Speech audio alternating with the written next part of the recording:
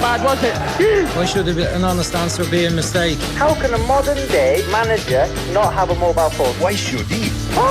Now, welcome along to the football show. Dan McDonnell still here. We were talking earlier on about the merits or otherwise of Martin Tyler's Harry line. Winks got in! Harry Winks right at the last! They've got a Harry when they need one, and it's not Kane. One of the most unlikely figures to I think we agreed it was pretty good. We were happy with that. Quality, It was good in the moment. And then somebody mentioned Jimmy McGee, the great Jimmy, from Glen to Glen. From Glen to Glen, said Pat in Dublin, when Glenn Hoddle passed to Glenn Roeder. He said 4 Spurs in the FA Cup final. And we said, well, Glenn Roeder never played for Spurs. And yet, Dan, the people out there are always frighteningly knowledgeable. One step ahead. Yeah, so here we go. Hi lads, Glenn Roeder played for QPR. Spurs versus QPR FA Cup final. From Glen to Glen, opposing sides. Just a thought, says Colin in Dublin. I think Glenn Roeder played for QPR against Spurs in an FA Cup final, says Zenga. John in Waterford. Lads, Glenn Roeder played against Spurs for QPR in the 1982 FA Cup final. Replay only, I think. Because I was actually thinking... I love that John is like, I think it was just the replay though. The level of knowledge is very impressive. And then Shane says, Roeder played against Spurs 82 Cup final. I was 10 years old. A life committed to Spurs as a result. So maybe Jimmy McGee's from Glen to Glen wasn't in that game. Well, it must have been. Yeah, there you go. I mean, that's a lot of people... Coming in, yeah. Coming in with that knowledge. And those FA Cup finals at that era, depending on your age, like they're imprinted. So you sort of remember the details of them. They were big. So FA Cup weekend ahead of us, Premier League weekend just behind us. Liverpool 4-3 winners over Crystal Palace.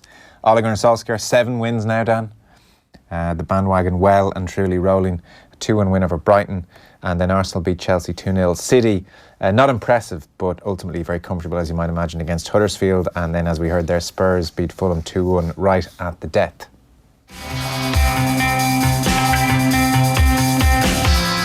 We'll be talking about Dan McDonnell's weekend in Nottingham following Martin O'Neill later on. But Pat Nevin, you're with us. Hello. Hello, how you doing, lads? Good. So, Chelsea. This is interesting, isn't it? Maurizio Sarri, ahead of schedule, has realised that this Chelsea dressing room can be temperamental. Conducted his interview in Italian, had his translator with him because, quote, I want to send a message to my players and I want my message to be very clear. I'm really angry about the approach we adopted today, said Sarri. It's an approach we can't accept. I have to say, I'm extremely angry, very angry indeed. He was very measured as he said all this, if you didn't see the actual video.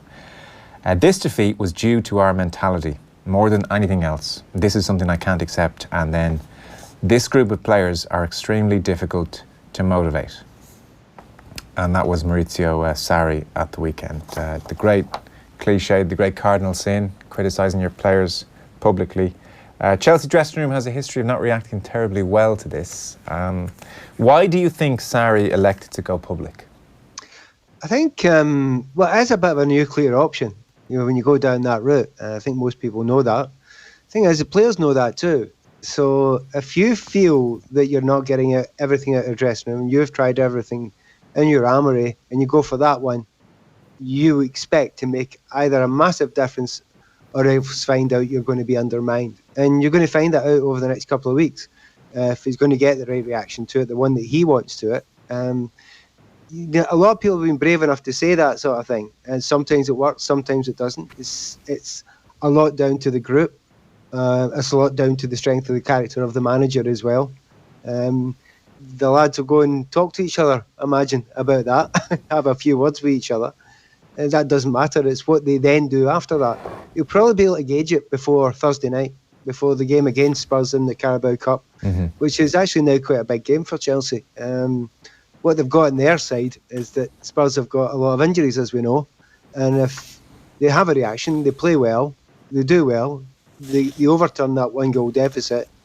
Strangely, those kind of comments will be put on the side burner, you know, the back burner for a wee while. But it's a big old comment to make. And you get a feeling that he's looked around and thought, right, there's one or two here that I might want to move on or aren't going to do it for me when I really need them to. There's lots and lots of chat about Alvaro Morata leaving just now, but he wasn't on the pitch for that game. Yeah. So it leaves it up there. Who is he actually talking about? What individuals are they talking about? And if they do turn on him, then it's curtains for him. But we don't know if they're going to turn on him yet. Yeah. I wonder how this will go down around Stamford Bridge. I wonder what Roman Abramovich will make of it, the fans generally, because he's the latest in a long line, who've just found this dressing room particular. Antonio Conte, I would think, in his second season, couldn't quite believe the way it all fell down around him, fell out with Eden Hazard.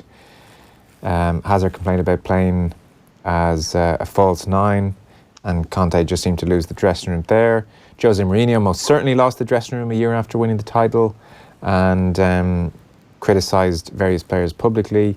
Felipe Scolari seemed to lose the dressing room. Avram Grant seemed to be almost tolerated by the dressing room. He was sort of allowed to stand near them when they were having their huddle at key moments. Andre Villas-Boas seemed to fall out with several players. Nicolas Anelka. There was a falling out with Drogba as well. Gary Cahill. I read a report in The Guardian that around that time as well, Roberto Di Matteo, Roman Abramovich felt was unpopular with the players. Like, you would have to look at that dressing room and question it in a big way, and over several cycles of players now, there's potentially something quite rotten there, or if that's too harsh, there's certainly an element whereby they pick and choose their managers and when they want their managers. Yeah, you're talking about the dressing room there. Yeah. And you make a very good point about several generations of players, because it's got to be in the structure of the thing, because it's not the same group of players. It's lots of different guys in there. And it may well be the types of players some of the time to get. It's almost, they're not quite a Galacticos type club, but as closest to that as you get in English football. So when you get a group of Galacticos as are big stars together, and they're not pulled together as generally a group by a manager, but just kind of shoved together, not necessarily always the manager or the current manager that's actually acquired them. You don't know how the personalities are going to go together. But every manager has got to fight that. Yeah. Every manager has got to try and put his authority on it. Oddly enough, Ancelotti, going back to him, he was one that seemed to be liked a lot by just about everyone. And funnily enough, Rafa Benitez was taken on well by most of them. But remember, they weren't considered long-term managers, I don't think, at the time. So it's a kind of strange thing, but what the club could throw back at you quite easily is, oh yeah, we've had all these managers, we've had all these problems, and we've also had all these trophies as well. So as a system, you think it might not be, the cheeriest and the easiest a lot of the time, and it might kind of bomb every 2 or 3 years. But then I'll start up again really well. And at the moment, it looks like they're right in the midst of a massive change. Obviously, they brought in Pulisic. They're going to. I wouldn't be surprised if tomorrow morning or next morning they had another striker in, one or two other changes. And I think you have to look at who those are. The ones that come in, are they coming in from the manager, or are they coming in from the club via the manager, or has the manager nothing got to do with them? If the manager gets his guys in, and I suspect Higuain might be one of them, then he's got a good strong hand again, and he can push forward at least until the end of the season. Yeah, I mean, Pat, you mentioned, that there's been a lot of turnover there, and there's a question of the Galactico figure, and I suppose like Hazard is the one name that stands out. He has been there for a couple of the cycles, and like, I don't know what you've made of him this season. He's played as a striker for the last couple of games. He looked like he might leave last summer. There was talk about it. I mean, what's your take been on his contribution this season? Because it seems sometimes, I don't know how he plays, can sometimes be a barometer for how the team is faring, and I don't know how you feel he has actually contributed this season.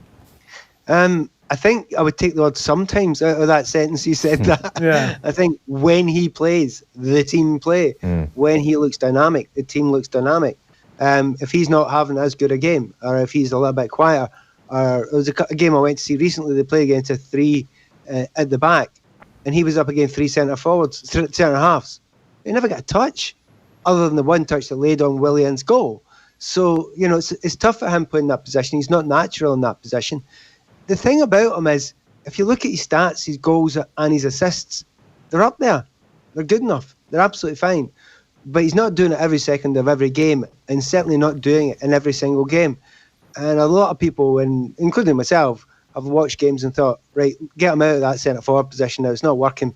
Put anybody up there, just you be it Giroud, whatever, just to take care of the centre-backs and get him out wide where he's at his very, very best.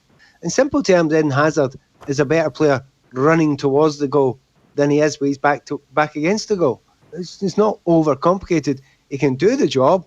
He's all right, but he's not world class at that. However, he is world class when he's in that other position. He's running at players. So I think it's a short-term thing. I think it's one of those things where needs must stuck him up there for a period of time, hoping that he get to the transfer window and get the centre forward, and that he wanted to. And we were chatting over the last few weeks here about the right one, and I've always thought an Aguero type player would be the right type of player for that system. Well, if it is Higuain, he is kind of an Aguero type player, and it kind of suit well. I don't know if you remember the other week we were chatting about it. The player I said that I thought it should go for would be Piatek, who's a stronger player, a much more physical player, but still scoring goals. Well, it looks like he might take the place of Higuain if Higuain goes, which makes you think, should you not have just gone for Piatek? Yeah. I do want to ask you about... Much younger, by the way, 23 as well, which makes a big difference. Okay. It seems AC Milan want to replace Higuain before they release him at the moment. That's where things are, so we'll see how that goes. I do want to ask you about what's happening on the pitch and what you make of Sarri Ball and Kante and Jorginho and how it is all working. But just one last broader question on things. So, do you ever look at Chelsea and just feel a bit disheartened? You know, do you ever think this is the complete blossoming and culmination of where football is heading in all the bad ways? So you made the point they win things, and I accept that. You know, so you have to say in some ways it works, and yet, you know, Chelsea never intrigued me. I have to say, I don't want to break your heart here, but like they never really. I never care about Chelsea in any kind of way because what they're doing is never meaningful because you know it's going to blow up within 12 months at the most. So whether they're going well or going badly, I don't particularly care. I do have real issues with the way the culture in that dressing room over successive generations. Roman Abramovich of late, his interest levels are questionable. There is just something very soulless. It's kind of a fast food approach. There is no journey. You know, I look at what Arsenal did with Wenger and I kind of feel, well, at least they stuck by him, even if it was for, you know, financial reasons in the end and wrong reasons. But I feel like they're on something with Emery. I feel that Liverpool are trying to do something, build something with Klopp. I feel like Manchester United would like to build something. I never feel like Chelsea are trying to build anything. It is fast food. It's a bit soulless. It's mercenary, and I'm very glad I don't support them. So I don't know, do Chelsea fans feel that way? Don't mince your words, would you? Right, number of things. I think the soul of that core team that had, you know, certainly John Terry at the back. I love that team. I was with that team. I was interested in that team. And that's what you kind of end up gauging it by, and most people gauge it by, and many Chelsea fans of the modern era gauge it by, and that's a hard team to mimic, you know, because Drogba up front, that whole core of that thing was pretty special, but. You know, that's once in a couple of generations, maybe certainly more than that for Chelsea as a football club. Oddly enough, the soulless thing, I think Abramovich has been trying his damnedest to get rid of that because he always wanted his managers to be much more attack-minded. He brings in Jose Mourinho, and he wants it to be much more attack-minded, but in the end, it didn't become that way, certainly in the second part of the second period of time there. But he's desperate to something that was modern. Now, if you looked at Sarri before he came to Chelsea, you think, right, okay, it's actually quite intelligent football. It's pretty, it's nice, it's on deck. It's kind of pretty modern, you know, and I would suggest for the first, 13, 14 games, 15 games this season, I was thinking, I'm liking this. It could be doing with a bit more dynamism, you know, but that'll come. It's just this last wee while, we've seen plenty of it, and the dynamism isn't there in the last third. And you're thinking, well, this is getting a wee bit dull, a bit predictable, a bit obvious. Well, another situation may be, how long's Sarri been there? 6 months. Right, he actually inherited an entire team that wasn't his team. He only brought in one guy, Jorginho. Now, he's getting a bit of moan up about him just now. But in the end, if he gets 2 or 3 players in, and say one of them is this very attack-minded striker who's intelligent and moves quickly and allows Hazard to go and play where he wants to play, and the next guy that comes in is Pulisic, who actually is a lovely player to watch. I don't know if he's going to be a huge success, but he's a joy to watch. And a really fast player, a really skillful player. It may well be it takes a wee while to turn that sort of thing round. But at the moment, for the first period of the season, I have to say the Chelsea fans and being at the games were loving it. absolutely loving it. And it's just this little period of time. Now, would cast your minds back. People do have very short memories and things. Chelsea, remember where they are in the league just now, and it's downtime for them. It's really gloomy. Before you come in there, I'm sitting writing an article for the Chelsea website saying that word. It's hell of a gloomy here. Have a wee look around. 7 games ago, what was it looking like at Manchester United? Have a wee look around what it looked like. What it's looking at Spurs just now. Had they not got that goal with 6 seconds to go, they'd been on a stinker of a little run. And before that, Arsenal, remember the 5-1 defeat against Liverpool and dropping points with Southampton, etc. You're losing to them. All of these teams, in simple terms, they aren't good enough in comparison with Liverpool and Manchester City to go on these sort of runs and stick by it and keep on going. So they'll all go through the little periods. I suspect it's who does what over the next, I'm trying to say, 9-10 days in the transfer market. Because Spurs need to add something just now, we know, because of the players they've lost just now. Arsenal have had a good little game against Chelsea there. They played at the top of their game. But I've watched them being pretty anemic this season as well. And Chelsea, exactly the same. Absolutely up and down. Oddly enough, the one team that's up just now is Man United. But they were the ones that were the worst of them all. Up until 7 games ago. There are gloomy periods. I suppose I'm more talking about the pattern, the feel of the architecture of the club, really. But to be honest, good luck with you finding out what that is, because I don't know what it is. And I work down there a lot. They often talk about, the owner. Well, he's not allowed to spend that amount of time in the UK anyway, because of the passport situation. Marina, who's supposed to be the head of the whole football thing, have you ever had an interview with her? No. I haven't. So who's bringing in the players? Well, as I say, I work around there quite a lot, but I couldn't tell you. So it's the indistinctness of how it's going. So you don't know what the plan is and where the plan is. And that's what makes me think, in the times going past, I've always thought, can we not get a manager that we like, that we can stick by, that will, if things go badly for 6 months or a year, we stick by him. Yes, exactly. Well, okay, that may be the case with Sarri now. Well, I hope they do stick by him for a wee while, because he's hardly had a chance. And by the way, they're still fourth. Well, that is the intriguing thing now. If history is anything to go by, there is a distinct chance that the lads will say, all right, Mauricio, we're done. and they'll be allowed to, and he'll be gone, and the cycle will repeat. Much of the talk about the Arsenal game is about Jorginho. So can you talk to us about Sarri ball, what it means to you, what you've seen from Sarri ball, and how Jorginho's fitting into that, and what it's doing to Kante, and is there a way out here for Mauricio Sarri in the short term?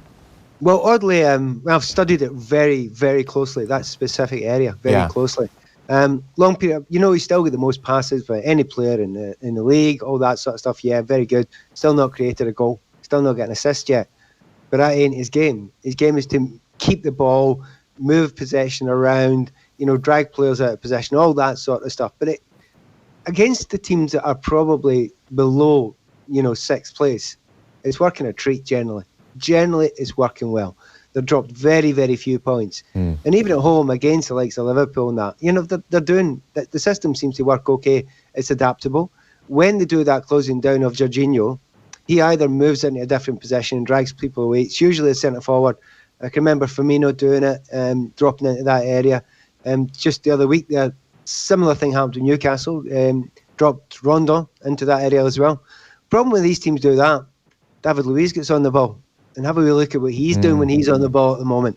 He's pinging them all over the place and picking out fantastic balls. So it's a kind of, you don't know whether it's stick or twist, the teams that are below the top 6 and the home games. However, when they go away from home, and it's Spurs, and it's Arsenal, and I suspect Manchester City, I'm going to the Man City game that Chelsea are playing as well.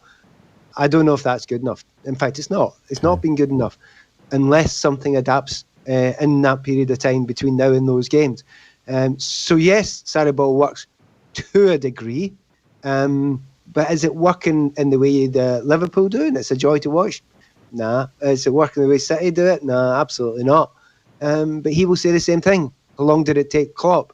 How long did it take, Pep? It took them a wee while to get this going. And it gets back to your original point, which your first point you made to me tonight. He's having a go at these players and saying things about these players, which might be a coded message of, some of yous ain't mine. you're not mine. You're not my style. I need other players that can do it to a different way. It just remains to be seen, and nobody knows. Well, he get the time to do that. And at the moment, you talk about Chelsea, but hey, same happened at Manchester United. They didn't fancy Josie after a while, so they down tools. And look what happened when he walked out the door. So it's not an easy one. If I knew the answer to it, or if anyone knew the answer to it, they'd tell you. I have a suspicion that you'll find out a lot more, as I say, in the next 9 or 10 days, depending on who's brought into the club. Okay. I mentioned Liverpool beating Palace 4-3. It's starting, isn't it? I mean, I don't know, was it just me that really, it was the first real time I thought, well, it's not a low-key game, but it's Crystal Palace. And there was this fevered, emotional atmosphere akin to the Brendan Rodgers 2014 run. It just feels like it started, and it has started early. The countdown is on at Anfield every time Liverpool play now. Well, this was the third game I've been to at Anfield this season. You were there, right? Yeah, and you're absolutely right. Okay. And it's not just on the pitch; it's off the pitch as well. There is something extra special in the stands as well. And having played at Anfield many, many times over the years, it's an annoying get of a thing to have to play against, because the power of the Kop and the entire stadium, and now it's bigger. And when they turn up the volume, it's extraordinary, the volume you get with it. And that second half, in the first half, they played okay, quite well. They were 1 goal down. Tactics were going really well. Roy Hodgson had put it, he could see where the weakness was, which was really interesting tactical battle, which I adored what Klopp done. And with lots of tactical things going on, they're playing a slightly different system now. But they had to put Milner at right back. And I thought that was perfect. I thought that's what he would do. And he did do it. What I didn't expect him to do is put Milner right back against Zaha and then say, right, go and play right wing now. You think, what? You can't do that. Zaha, you'll never catch Zaha. Of course, Milner's massively creative in the first half. He creates a very, very important goal for them as well, but being right up in that byline. Okay, Speroni didn't cover himself in glory at that point in time. However, he also got absolutely trashed by Zaha defensively and ended up getting sent off for 2 tackles on Zaha. But that tells me what I need to know almost about Jurgen Klopp. It's okay. I know there are weaknesses, but I will just face everybody up with the most positive thing I can do. And I loved that about it. It was a joy. And the fans are reacting to it brilliantly as well. So they had a few players missing. They didn't have a real right back. They were up against one of the most skillful players in the entire league, and they still didn't bat an eyelid. They still did the Liverpool thing, the Klopp thing, and these players believe in it. Certainly the stadium believes in it every second of the way, and it was just sheer force of humanity that made them win that game. It was a joy. Yeah, I mean, that's interesting, Pat, that you were there, like in the ground, you get a sense of it. So at any stage in the first half when things aren't maybe going their way, like those jitters, did you sense any players reacting negatively to it in any way? Or was it just, as you described, that sort of positivity that it would turn, that it would change? I didn't actually think they were playing that great in the first. They were okay. There were good moments in it, but, they didn't deserve to be 3-1 up or anything like that. But there's just this belief around that place that they've got enough good players. They've got enough people that can turn it on.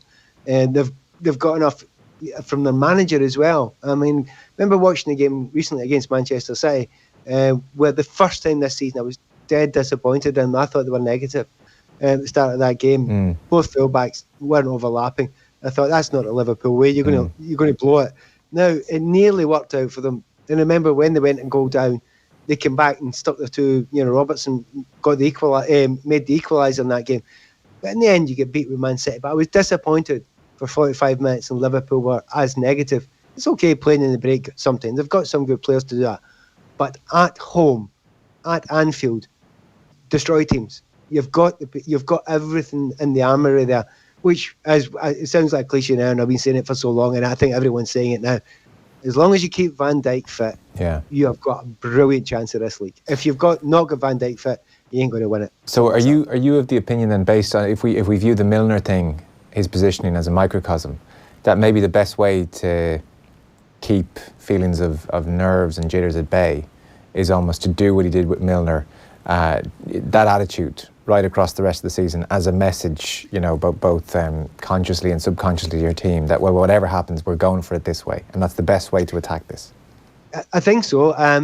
If you think, they've now and again they've played as a breaking side, and I've seen them. I've seen the weaknesses now and again.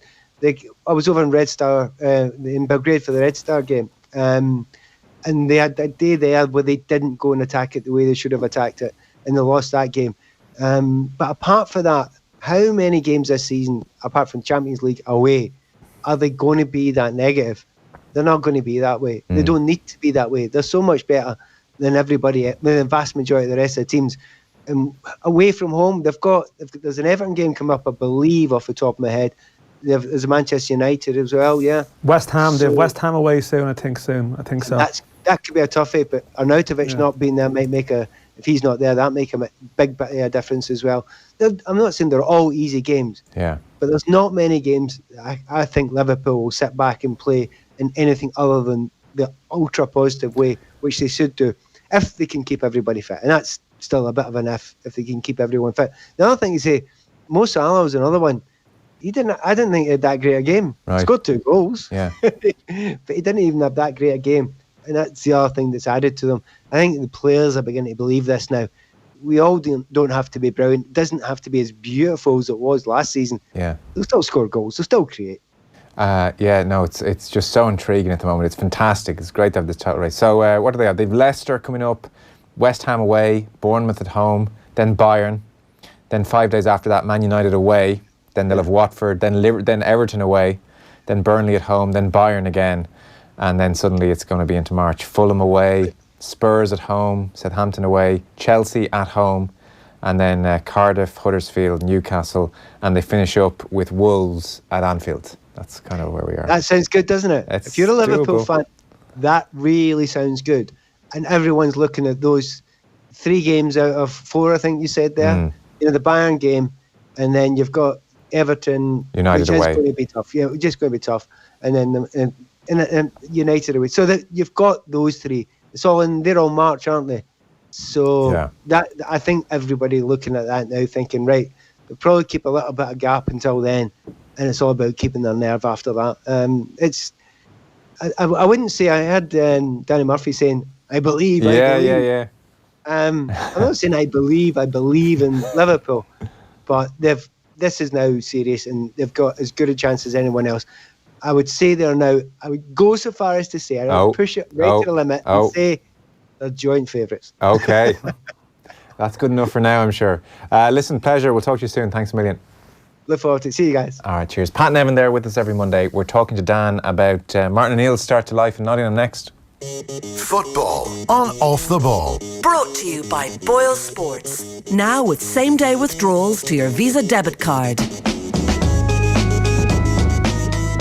Tom Dunn. I've good news. At least I think it's good news. The Tom Dunn Show returns to normal service this Monday from 10 p.m. And among its upcoming charms, Bruce Springsteen on Broadway. Is it his best work? Kate Bush back catalogue. Did she really write those songs at 14? New music from Sharon Von Etten, Damien Dempsey, Radiohead. What to expect musically in 2019 and loads more. Tom Dunn. Back in the seat, Sunday to Thursday, 10 to midnight. On News Talk. Football Index is reinventing football betting. You can buy and sell the world's top players. Their value may go up and down, but it's not over with the final whistle like a regular bet. Football Index, reinventing football betting. Start building your portfolio today at footballindex.co.uk or download the app now. New customers only, minimum deposit and conditions apply. Gamble responsibly. Don't miss Vice, the best film of the year. God damn. The untold story of the most powerful vice president in history. So what's the plan? The plan is to take over the place. Bush approved all of this? Nope. It's ferociously funny and now nominated for 6 BAFTAs, starring Christian Bale, Amy Adams, Steve Carell, Sam Rockwell, and Tyler Perry. Vice, in cinemas Friday, rated 15A. At Dromoland Castle, there's no escaping the fact that you're walking in the footsteps of kings. So why not start 2019 with a royal experience of your own and join us for a very special stay. In January and February, you can enjoy a 5-star experience at Ireland's most impressive address from just €252 per room per couple. This offer includes bed and breakfast for 2, complimentary upgrade, an exclusive treat on arrival, and a daily estate experience for 2. Book today at dromullet.ie. For 40 years, Finline Furniture have been making Ireland's finest sofas, chairs and corner groups from our factory in County Laois. All quality sofas and chairs can be made to any size or comfort level and are Irish made with a 20-year construction guarantee. The annual Finline Furniture January sale takes place in our showrooms in Dublin, Cork, Laois and brand new showrooms now open in Galway. Hugely reduced sale discount prices available for the month of January only. Thousands of fabrics available. See finlinefurniture.ie. At Carphone Warehouse, sticking to that resolution to save more is easy with the best deals across every network. Save up to €150 compared to the network stores and get the iPhone 6s for free or the Huawei P20 for only €49. Both on a €30 a month plan with all-you-can-eat data when you switch to 3, but only when you switch at Carphone Warehouse. Don't overpay. Switch today. Any network, any phone, any plan. Only Carphone Warehouse. T's and C's apply. Offer subject to 24-month contract. Off the ball. This is News Talk. Not least. So I've annoyed a few Chelsea fans, not least your mate Vinny, who in a very Ashley Cole way almost crashed the car, he said to you. Look, I mean, I don't know if I'm making no sense to people. I mean, Vinny thinks it's because I grew up a Man United fan. Yeah, I'm saying nearly crashed the car, he was getting that angry. It's definitely not. Check Cole, Lampard, Drogba, Terry, best spine of a team for a decade. But that's my point. He admits they're not easy to like from neutrals. That was a real team. That was a real journey. That was a journey. That was something worth following, as a neutral even. Like there was something real. Like you said to me, well, who is on a journey? What is a journey? You said, are Spurs on a journey with Pochettino? Yes, absolutely. Are Manchester United on a journey? Less so at the moment. A journey's like a reality TV. It's the end of a reality TV series. You can work with me here or work against me. I'm trying to explain myself. It's a difficult concept. Okay. Because of the journey. You said are Unai Emery. Yeah, absolutely. The starting one. Yes. Now look, if Arsenal go through a similar cycle to Chelsea over the next 7-8 years, then if Unai Emery was to arrive, no, I wouldn't give a damn. It's pointless. It's not going to go anywhere. Whereas Unai Emery has the potential to go somewhere now. If Solskjaer gets the job or Pochettino takes over at United, it has the potential to go somewhere. It's worth following. What I see at Chelsea is just transaction each season. I think the one thing you might say about Chelsea is that when they won that Champions League in Munich, that amazing. was the unchecked box. Yeah. And I think the real question mark about Chelsea probably will be like Abramovich and where's his interest level or how does he run the club? Because I think they reached the top of the mountain there almost, in an unusual way, like by winning it with Di Matteo and not in the way they probably should have. But to be fair, at a previous time. That group, they weren't. Once Mourinho left, it was never about a manager. It was about the spine, the players your mate Vinny has mentioned, and they were worth. They were engaging. They were worth following to see what they could achieve or not achieve. Now, of course, when I say at Chelsea, it's just a transaction.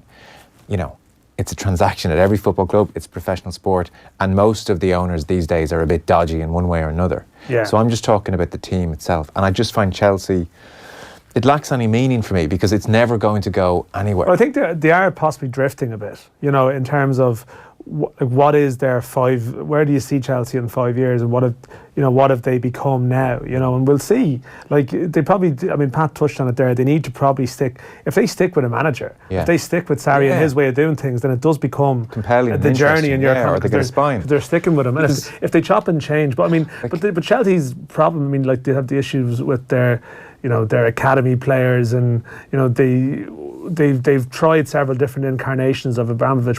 He wants a stylish team, or he wants to bring players through, and it's almost like they have a plan for a period of time and they abandon it. But at the same time, I think probably for like the Chelsea supporters, they're not interested in Chelsea because that's their life and they consume it. I wasn't speaking as a Chelsea fan quite clearly. If Chelsea fans aren't interested in Chelsea, that'd be very strange. They are. It would be odd. Well, they can become disenfranchised. Maybe. From it. I would think they'd begin to be. Like the way the Conte thing blew up.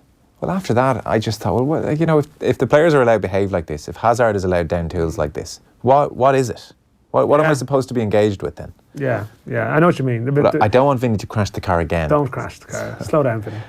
It's certainly not some Manchester United bias. It's actually just a look at Chelsea. And for me, since that great spine of a team broke up, they've never They just missed JT going around with his microphone, at the end. Maybe when JT finished up, and he did his sort of audience with John Terry on the pitch at Stamford Bridge. That part of Chelsea died that day. Yeah, part of it probably did. Possibly did. It's a once in a generation thing. Basically comes back as manager, which is going to happen at some stage. Then I'm back on board. Or Lampard. I'm back on board. Lampard, of course. Back on board then. The journey that would constitute a journey for you then. Yes, it would. That would be a journey. Something real-ish. What about Martin O'Neill's journey anyway? As real as you can get in the Premier League era. Martin O'Neill and Nottingham Forest is a journey. Discuss. So all I saw was Martin O'Neill. I saw one press conference. I saw 1-0 defeat to Bristol, and I thought he's making an impact. It's the third time you've tried that joke tonight, Joe, and you're still hoping for that response. Once was off air, to be fair. Yeah. So look, you've about 8, 9, 10 minutes here. Give us your Nottingham Forest experience with O'Neill. Was he in good form? I think he was in reasonable form. I mean, he was back in his element in the sense of back where he wanted to be. When I say back where he wanted to be, I mean he's probably not enjoyed his working life much for the last 18 months or so, pretty much since the playoff. And even there was speculation or the second half of that World Cup campaign obviously was a bit fraught, as we know. We don't need to go over all ground again. But obviously the year 2018 was probably a bit of a disaster for him, really, with the rebuilding turning into nothing was happening at all. The wall was just getting knocked. And just crisis to crisis. And as much as he gave interviews last month talking about how he felt he was ready to go again, and he still had enthusiasm for his next job, and he felt that the view of his record in Ireland should be positive.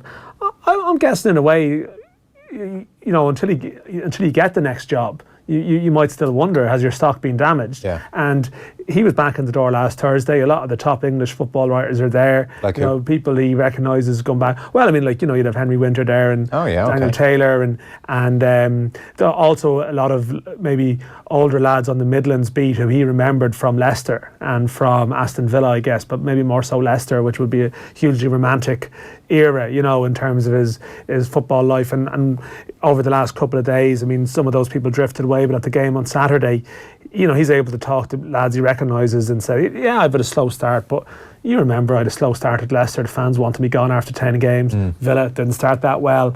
And I guess he's in a domain where I guess he feels that, people know him and know what he's about. And I suppose the battle lines maybe aren't drawn in the way that they were with Ireland. Now, I do think sometimes some of the press stuff with Ireland is completely, it's overplayed in terms of its significance. His demeanour was absolutely fine, and say with Irish press that were there and stuff like that. It was never toxic in that sort of, unbelievably bitter sense. But I guess he probably has at another time in another place, I guess he will feel, I think he'll have more to say about the Irish fallout. But I mean, the thing is, he has to start delivering results now. Yeah. This is the interesting thing about this Martin O'Neill Forest move, and I sort of wrote a bit about this, is that he's possibly sacrificed some of his principles in terms of what he thinks a management job should be to take this job. He's taken an 18-month deal, so it's not a project or a long-term deal. Or journey. No, it's not a journey. It's a short journey, It's and he's gone to a club, as I said, the last 10 managers haven't survived the full season. Yeah. And even after Saturday, he was very much conscious of, he couldn't be saying things, well, it's early days, I'm in the door. He's like, I don't have time for a pre-season. The Derby win today? They did, yeah. We're 7 points now off the playoff places. Okay. You're straight into the middle of, and there was this moment, because I hadn't been to Nottingham before, I hadn't been to the City Ground before. It's obviously an amazing history that if you spend a couple of days in the place, you're just very aware of it. Into a news agent in the city centre, where they're selling these old programmes for 20p for one programme, 6 for £1, going back spanning 30 years of Nottingham Forest programmes. But it's a real unusual mix, because there's a Nottingham Forest Ipswich one from 1980 or 81 it was, where the programme notes are Brian Clough. There's a picture of a European triumph on the front. The programme notes are talking about Bobby Robson and his great team, and we need to give Bobby Robson some time at Ipswich. There's a letters page where fans are writing in some cases offering a small bit of criticism of the team, and then Clough is having a go at pundits and stuff. And that must have been an amazing time. And the reference points of talking about their most recent games were these amazing matches. And then you have this programme from 2014 at home to Birmingham, and it's just a load of ads and this soulless championship existence that they've been in. It's 2 decades since Forest were in the Premier Division, Premier League. And I spoke to John Thompson over there, he's an Irish guy, yeah. and he was just saying he moved over in May 1999, basically. Himself and Andy Reid and a couple of the other Irish lads, they were about to sign up. They were ball boys for that game when, do you remember Manchester United beat Forest? I already know what you're going to say. Solskjaer came off the bench and scored 4. Scored 4. Yeah. Brian Atkinson might be manager of Forest at the time. Either way, Forest was an established Premier League club, and they went down, but you think, well, they'll get back. And 20 years later, they haven't got back. That was the year they went down. They haven't been back since. And, I mean, this is a place where I think the weight of history probably sits, you know, it rests uneasy on the shoulders of some people that walk through there. Interesting parallel in that you're describing provincial town, fondly remembering constantly, almost it seems, better days and referencing history. I mean, there's a real parallel there with O'Neill, who seemed to, he was not living in the past, but he won't be out of place there, harking back to some better days if that's almost there. It only lasts for so long, though. I mean, totally. During the game, even there was a bit of fans. I mentioned it in the piece today. Oh, come on, Martin, sort it out, because 5 minutes into the second half, they're not playing well. Yeah. They've had a bad first half, and all of a sudden, you just sense the mood turning. You know, you're in a stadium, and you can just sense that the punters are suddenly like, this isn't really. This game was sold out. Like Beatlemania was a reference in one of the local papers on Friday. And you think this game is going to fill you with sort of confidence, but actually they were brought back there by like 45 minutes. Well, there's probably been a week of press coverage, indulgent nostalgia, enjoying the good times. And just because O'Neill played in that team does not mean he's going to bring any kind of quick fix. In his press conference, either on the Thursday when you went over or at any stage, was there much navel gazing and how's your confidence, Martin, and how do you would those questions how's his personal confidence? Yeah, the tone. There was a bit of stuff about the Irish, like on Thursday it was very much a mixture of positivity. He would say things like, we can't live in the past, but at the same time, naturally, like throws in the Clough story and the anecdotes. And on Saturday spoke about how he felt nervous because it was Forest, and it was a small bit moved by it.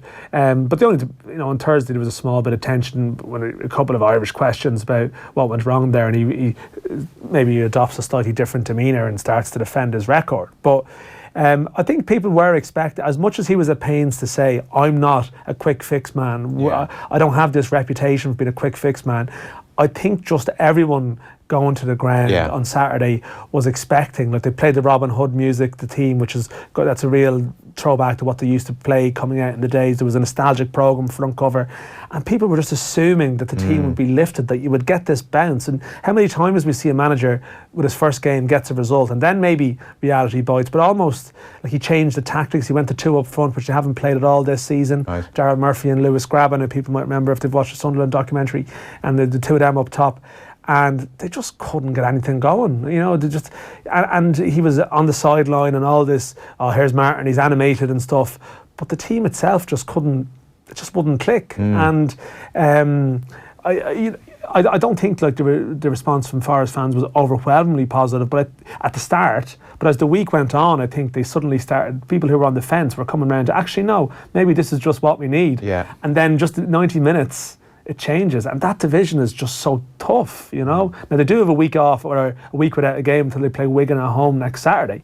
But if they don't get a result then, he's almost into firefighting mode already. So, there's great history in the place, but I think that probably is a difficult place to play in some respects, because there's just a desperation to get back to the Premier League, and there's no journey about their promotion story. I think they've had a couple of seasons in recent years where they thought they might have it clicked, and then it's fallen apart, and it just feels like a couple of bad results and the mood just can turn there very quickly. So it was an interesting story to cover, and interesting to see him back, I guess, having had 5 years of a game every month, to suddenly he's going to face all these games and all these questions. Championship of all divisions. Yeah, it's brutal. You could hear Joe's spirit cracking as Pat admitted that Liverpool could do it. What will become of pro Man United off the ball if they do, says Owen Limerick. Firstly, the agenda that you peddle. Firstly, where is that? Is that an agenda you've got on those sheets of paper there? It is, yeah. It just has. I just have Alex Ferguson and love hearts around it, all over the paper. I quite hope Liverpool win the league on. Sorry to disappoint you, but I do. I like this Liverpool team. Adore Jurgen Klopp. Like the fans. I would like to see them do it. I actually don't mind if Man City win either. As a Man United fan, it's just crazy to say this. You're a politician, Joe. You want everyone to win, apart from Chelsea, of course. Apart from Chelsea, yeah. Journey.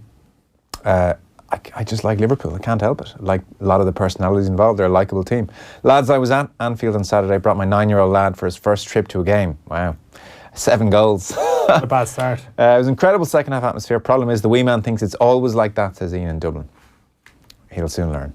He will soon learn. See, it was the 30-year anniversary of Liverpool beating Crystal Palace 9-0 there last week. Do you remember that? When you remember that? I just remember that result. Very well, no. Yeah, it was like a 9-0. It was incredible. Now, like, the top clubs hammer teams regularly. Not quite the 9-0 territory, but then it was like this amazing score that never happens. Yeah. 30-year anniversary. Now City have done it twice in a couple of weeks. Yeah, exactly. It's the only teams in the FA Cup.